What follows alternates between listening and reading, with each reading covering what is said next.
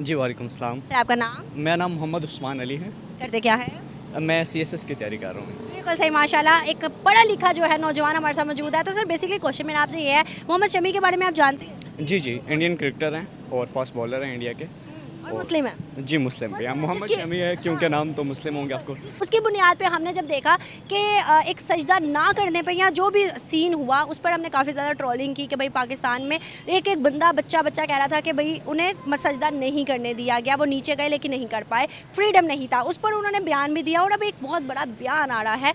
मोहम्मद शमी ने कहा है कि मैं बीजेपी ज्वाइन करूँगा। लोग कि वो बीजेपी ज्वाइन करेंगे, किस सेंस में करेंगे? वो तो एक हिंदू पार्टी है, हम तो कट्टर हिंदू कहते हैं। मोदी को तो हम पता नहीं क्या कुछ कहते हैं, और अब मोहम्मद शमी मुस्लिम होकर वो कह रहे हैं मैं बीजेपी ज्वाइन करूँगा। देखें, इस चीज़ को समझने के लिए दो तीन चीज़ें समझना बहुत ज़रूरी हैं। सबसे पहली चीज़ ये समझना ज़रूरी है कि इंडिया जो है वो अपना एक इमेज पेश करता है दुनिया के सामने, और वो लिबरल इमेज पेश करता है, जबकि पाकिस्तान जो है वो हमेशा ये कहता है कि हम एक रिलीजियस स्टेट हैं जिसमें हम फंसे हुए हैं एग्जैक्टली।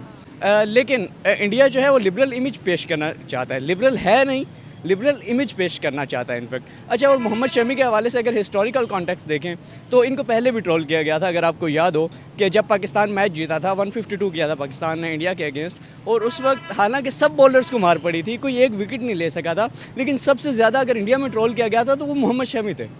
अब इस चीज़ को देखें और उसके बाद उनको वो सारी ट्रोलिंग बर्दाश्त करना पड़ी, और अब जबकि दोबारा उन्होंने वो सजदे का इशू आया सबने और लोगों ने उस पर आवाज़ उठाई, जो कि एक बेसिक ह्यूमन राइट है। आप किसी से कैसे छीन सकते हो उसका रिलीजियस राइट या उसका ह्यूमन राइट्स कैसे छीन सकते हो? वो जो भी करना चाहता है, जो रिलीजियस प्रैक्टिसेस करना चाहता है, वो उसको अलाउ होनी चाहिए। लेकिन किसी हिंदू ने क्रिकेट के मैदान में मूर्ति तो नहीं उठाई, किसी हिंदू ने कोई एक बिल बोर्ड तो नहीं उठाया, कुछ भी नहीं ऐसा किया कि भाई मतलब जिससे उन्हें रिलीजियस का वो तो ये कहते हैं, उनका मैंने काफ़ी बयान सुने, उन्होंने कहा कि भाई रिलीजियस इस्लाम और मज़हब अपनी जगह है, और जो मैदान है क्रिकेट का या किसी भी चीज़ का वो अपनी जगह है। चले मैं आपको थोड़ा याद करवा देता हूँ, अगर शायद आपको याद ना हो। इंडिया ने अगरचे रिलीजियस नहीं उठाया, लेकिन अगर आपको याद हो तो कुछ टाइम पहले जब उस्मान ख्वाजा ने सेंचुरी की थी इंडिया के अगेंस्ट, उस वक्त इंडियन जो टीम थी वो कौन सी कैप्स पहन के खेल रही थी? मुझे नहीं याद। इंडियन आर्मी की कैप्स पहन के खेल रही थी। अगर आपको याद हो तो इंडियन आर्मी की कैप्स पहन के खेल रही थी। वो ग्राउंड है क्रिकेट का, वहाँ आप क्या जंग लड़ने जा रहे हो?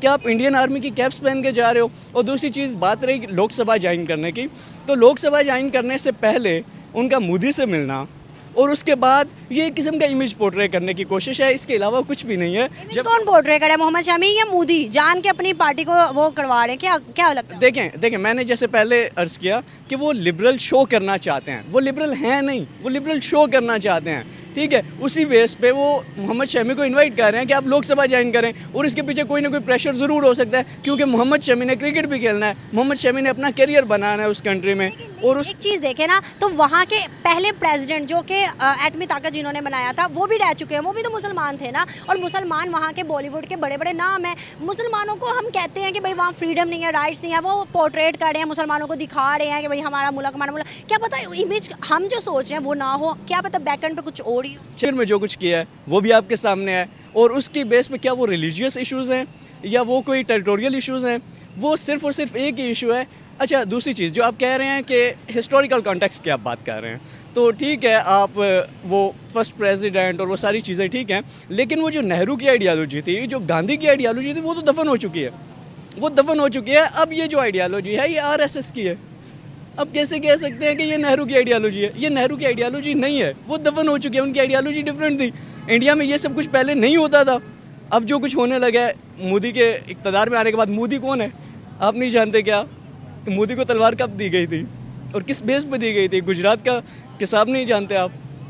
तो फिर इस बेस पे आप कैसे कह सकते हैं कि वो एक लिबरल पार्टी है और वो जो है मुसलमानों के अगेंस्ट? ऐसे अगर हम देखें एक इस नज़र से, जैसे आप बता रहे हैं, इस नज़र से देखें तो दूसरी नज़र हमारी डेवलपमेंट पे चली जाती है। मोदी के बाद 2014 से जब वो आया है, उसके बाद पहले 1-2 सालों के बाद हम देखें तो वो तक काफ़ी इंतशार फैला, लेकिन उसके बाद अगर हम देखें तो भाई एक एक सिटी, एक एक स्टेट के अंदर खुशहाली नज़र आती है, लोग उभरते हुए मोदी के नारे लगाते हुए नज़र आते हैं। इवन के हमारे सऊदी, दुबई जैसे ममालिक जो हैं, या कतर जैसे ममालिक है, ईरान जैसे ममालिक है, वो मोदी को चाहने लग गए हैं, वो मोदी को गले लगाते हैं। जो बाइडन उठ के मोदी को सलाम करते हैं, फिर ये चीज़ें क्या है? नहीं, आप अगर इस खुशहाली को रिलीजन से जोड़ रहे हैं तो क्या मतलब कि उन्हें रिलीजन को साइड पे करके खुशहाली ली है?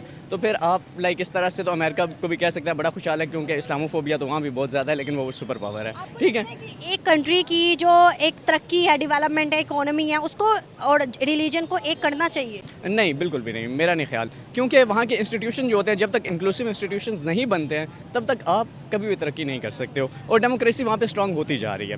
ठीक है, वो अलग बात है कि कुछ आवाज़ों को दबाया जा रहा है, लेकिन स्टिल वहाँ पे इंक्लूसिव इकनॉमिक इंस्टीट्यूशंस मौजूद हैं, इंक्लूसिव पॉलिटिक्स किसी हद तक मौजूद है।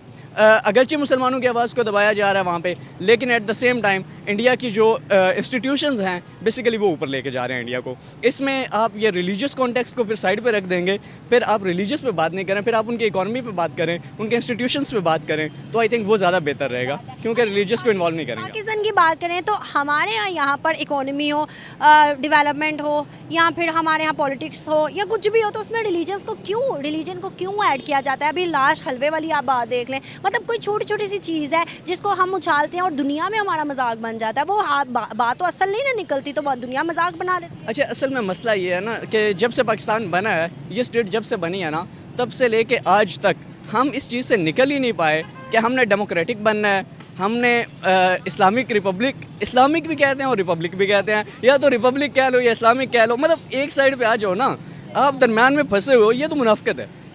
एक जगह पे रुक जाओ, या तो इसको इस्लामिक स्टेट बनाओ, इस्लामिक वेलफेयर स्टेट बनाओ, हाँ ठीक है, पता चले कि यहाँ पे इस्लामिक कानून के मुताबिक, अफगानिस्तानी बिल्कुल उस रूल के मुताबिक चलो, तो दुनिया आपको उस पर एक्सेप्ट करेगी। आपको दुनिया उसी वक्त आप हंसी का सबब बनते हो, जब वो कहते हैं कि कवा जो चला हंस की चाल, तो अपनी भी भूल गया। हमें तो कोई चाल ही समझ नहीं आ रही, और हमारी जो पॉलिसीज़ हैं वो अनफॉर्चुनेटली हमारी पॉलिसीज़ ऐसी होती हैं कि हमारी 2 महीने तक एक पॉलिसी होती है, जैसे इंस्टीट्यूशन में थोड़ी सी तब्दीली आती है, इंस्टीट्यूशंस आप समझते हैं मैं किन की बात कर रहा हूँ, तो थोड़ी सी तब्दीली आती है और हवा बदल जाती है। उसके बाद हम ये भी देखते हैं कि कुछ लोग जो तख्त पे बैठे होते हैं वो सड़कों पे होते हैं, जो सड़कों पे होते हैं वो तख्त पे बैठे होते हैं, तो ये फ़र्क है, और हम इस चीज़ से कभी निकल नहीं पाए। क्या आपको लगता है जी ऐसे ही चलता रहा कि मज़हब को हर चीज़ में ले आए, या फिर डेवलपमेंट के चक्कर में हम लोगों को गुमराही की तरफ लेके जाने लग गए, या हम पॉलिटिक्स में आते ही इंडिया और कश्मीर का नारा लगाने लग गए, तो क्या पाकिस्तान उस तरह से चल पाएगा जैसे कि कायद चाहते थे, या जैसे कि हमारे भाई जदोजहद लिए जिन बंदों ने वो चाहते थे? क्या ऐसे पाकिस्तान चल पाएगा दुनिया की नज़र में? अच्छा, इसमें 2 चीज़ें आपने कही हैं, एक आपने ये कहा है कि रिलीजियस की बात की है, दूसरा आपने कश्मीर और इंडिया की बात की है। अच्छा, ये दोनों पे मैं आपको बताऊं कि नंबर 1, रिलीजन आपका प्रॉब्लम नहीं है, रिलीजन आपका प्रॉब्लम नहीं है, पॉलिसी आपका प्रॉब्लम है। आपको ये अंडरस्टैंड करना पड़ेगा कि आपने रिलीजन को किस सेंस में लेके चलना है इस मुल्क के लिए। ठीक है, जब आप कायद की बात करते हैं तो कायद के डिफरेंट कोर्स सामने आते हैं, कुछ लोग उनको लिबरल वे में लेके जाते हैं, कुछ इस्लामिक स्टेट की तरफ लेके जाते हैं, तो उसमें काफ़ी सारे चीज़ें जो हैं वो खुल के सामने नहीं आती हैं, वो बातें डिफरेंट होती हैं। लेकिन अगर आप इंडिया और कश्मीर की बात करें तो ये मेरा ख्याल है कुछ टाइम पहले तक होता था। इंडिया और कश्मीर का जो इशू है अब उसको मोदी ज़्यादा इस्तेमाल करता है। क्या बात कर रहे हैं, काकर साहब ने जाते जाते, वो हमारी कोई परमानेंट गवर्नमेंट भी नहीं थी, लेकिन उन्होंने जाने से पहले कहा हम इंडिया से 300 से ज़्यादा जंगें कर सकते हैं कश्मीर के लिए। वो तो हमारी परमानेंट गवर्नमेंट भी नहीं थी, उन्होंने भी ये बात कह दी। चलें, उन्होंने ये बात की होगी, लेकिन उसके बावजूद वो कोई पॉलिटिकल पार्टी नहीं है, वो पॉलिटिकल पार्टी नहीं है। दुनिया में तो गई ना बात, दुनिया में बात की वो अलग चीज़ है। कश्मीर का इशू तो आप उठाएंगे, हमेशा उठाएंगे, कश्मीर और फ़लस्तीन हो, आप उसका इशू उठाएंगे, क्योंकि ये कायद का भी यही पैगाम था कि आप कश्मीर और फ़लस्तीन का इशू हमेशा उठाएंगे और आप कभी इसराइल को तस्लीम नहीं कर सकते हैं। बस ये 2 बातें ही मानी हमने। चले, वो चाहे कुछ भी माने, कुछ तो माने एटलीस्ट। तो खैर, बात असल में ये है कि कश्मीर के इशू को हम अब इतना ज़्यादा पोलिटिसाइज नहीं करते। पाकिस्तान में पॉलिटिकल सपोर्ट उस बेस पर नहीं मिलती है, आप देख लें, बेशक पाकिस्तान में उस हिसाब से पॉलिटिकल सपोर्ट नहीं मिलती है कश्मीर के इशू पे बात करने पे। अब तो रेजिस्टेंस की पॉलिटिक्स चल चुकी है, अब तो एक पार्टी दूसरे को जब तक बुरा नहीं कहती, अगर नवाज शरीफ को चोर नहीं कहा जाता तो वो इमरान खान को वोट नहीं मिलेगा, इमरान खान को गद्दार या इस तरह से मुख्तलिफ नहीं कहा जाएगा तो वोट नहीं मिलेगा, जरदारी, और इस तरह ये रेजिस्टेंस की पॉलिटिक्स है। और जो एस्टेब्लिशमेंट के अगेंस्ट होगा उसको वोट मिलेगा, जो एस्टेब्लिशमेंट के साथ है उसको वोट नहीं मिल रहा। तो ये चीज़ें हमने रिसेंट इलेक्शन में देखी। यहाँ पे आपने कोई एक भी बयानिया देखा है जिसमें कश्मीर की बात हो रही हो, इंडिया की बात हो रही? मैंने किसी एक पॉलिटिकल पार्टी की स्पीच में नहीं सुना। अगर आपने सुना तो मुझे बताएं। बिल्कुल ऐसे ही है कि एट द एंड अगर हम देखें तो क्या लगता है कि कितनी अशद ज़रूरत है हमें अपने हमसायों के साथ, इंडिया के साथ, बांग्लादेश के साथ या ऐसे ममालिक के साथ दोस्ती बनाने की। अभी जो सिचुएशन चल रही है पाकिस्तान की या गवर्नमेंट की या पॉलिटिक्स की, तो क्या हमें ज़रूरत है कि हम अपने हमसायों के साथ एक अमन और एक दोस्ती बहाल करे, जिससे इम्पैक्ट बेहतर पाकिस्तान के अंदर आए। जी, आपकी बात बिल्कुल ठीक है, होना यही चाहिए कि हमसायों के साथ अच्छे ताल्लुकात होने चाहिए। लेकिन एक हिस्टोरिकल कॉन्टेक्स्ट में बात करूँगा, इसको सीरियस ना भी लें तो चंद्रगुप्त मौर्य के जो इनफैक्ट एडवाइज़र थे, फॉरेन पॉलिसी एडवाइज़र, उन्होंने उन्हें ये कहा था कि आपके जो इमीडिएट हमसाए होते हैं ना, वो आपके एनिमीज़ होते हैं, और उनसे आगे जो हमसाए होते हैं वो आपके एलाइज़ होते हैं। ठीक है, तो हमारे यहाँ यही चल रहा है। हमारे जितने इमीडिएट हमसाए हैं, ये इन सब के साथ हमारा कहीं ना कहीं ईरान के साथ देख लें, अफगानिस्तान के साथ देख लें और इंडिया के साथ देख लें, सबके साथ इशू चल रहा है। तो ये क्लैशेस को ख़त्म करने की ज़रूरत है। और जैसे ब्रिक्स बना हुआ है और उसमें पाकिस्तान की जो अभी नेक्स्ट स्पोर्ट आ रही है, और इसमें पाकिस्तान ने एप्लीकेशन भी जमा करवा दिया नई गवर्नमेंट आने के बाद, तो आई थिंक ये एक अच्छा कदम हो सकता है। बहुत अच्छा लगा आपसे बात करके। आपको नहीं लगता है हिंदुत्वा पे अगर वो चल रहे हैं तो एक मुस्लिम आएगा, 2 मुस्लिम आएंगे, 6 मुस्लिम आएंगे तो मुसलमानों की भी सुनी जाएगी? तो फ़र्क नहीं पड़ेगा, कोई मेरे ख्याल में इतना उनका कंट्रीब्यूशन नहीं होगा, क्यों सर? इफेक्टिव नहीं होगा। जब 1-2 बंदा है उसकी क्या चलेगी उसमें। सर आप भूल गए, शायद पहले प्रेसिडेंट उनके वो रह चुके हैं जिन्होंने उनको एटमी ताकत बनाया और मुसलमान थे, तो भाई उनका तब भी राज मुसलमानों का चला हुआ है। डेफिनेटली एक सिंगल जो है ड्रॉप काउंट करता है। वो भी अगर चेंज लाना चाहती हैं तो आना चाहिए, लेकिन उनको अपनी ऑर्गेनाइजेशन बनानी चाहिए। उनके प्लेटफॉर्म्स हैं पड़े, मुस्लिम प्रोटेक्शन जो है वहाँ पे मूवमेंट्स होती हैं मुसलमानों की, तो उनको मुस्लिम कम्युनिटी को ज्वाइन करना चाहिए, उनको सर्व करना चाहिए, ना कि बीजेपी के। आपको नहीं लगता कि हिंदू मुस्लिम के तो फड़के से निकल चाहिए? उनका तो बॉलीवुड चलता ही मुसलमानों पे है। जैसा देखें जो कैद आज़म थे, उन्होंने शुरू में कांग्रेस ज्वाइन की थी, वो उनके इरादे को भांप किया था कि हिंदू जो हैं वो एंटी मुस्लिम्स हैं, उनका हमारा सिविलाइजेशन में बहुत फ़र्क है, तो वो बिल्कुल भी मैं नहीं समझता कि वो उसको कंटिन्यू कर सकें, कोई अच्छा परफॉर्म कर सकें।